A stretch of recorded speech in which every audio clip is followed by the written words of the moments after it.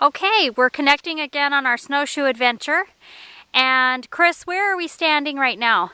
Well, Shannon, right now we have just come down the side of the Cedar Cross Country Trail for about 100 yards, and we're at the intersection of where the Cedar joins the lower half of the Northface Snowshoe Trail. Okay. And I just wanted to take this opportunity to talk a little bit about snowshoe etiquette. Okay, great.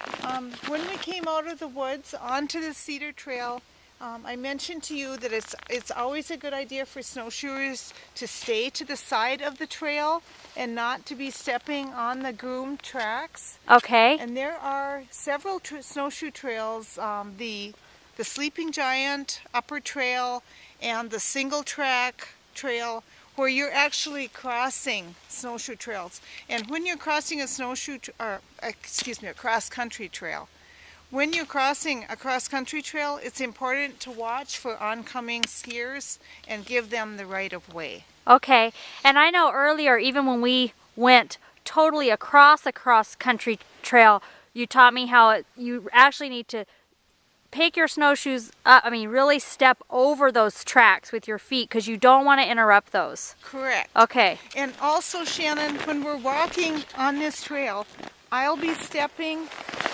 and I'm going to ask you to step opposite of me.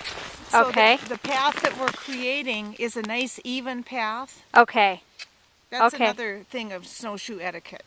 So especially today you said we're in about 4 inches of fresh snow. Yes, this is much nicer conditions. I was afraid we were going to be in up to our knees, so this is just a piece of cake.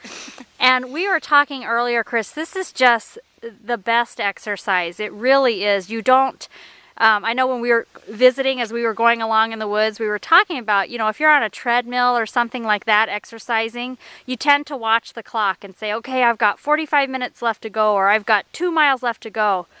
When you're out here, the time just melts by because you're just looking at all the beauty around you. It really does, Shannon. And we're using poles, so we're getting some good upper body exercise as well as exercise for our legs. And we're just visiting and enjoying ourselves. We're halfway done, and I'll bet you didn't even realize it. No, I feel like we've been out here 5 minutes. Okay. Should we keep going? Yeah, let's keep going. All right. Okay.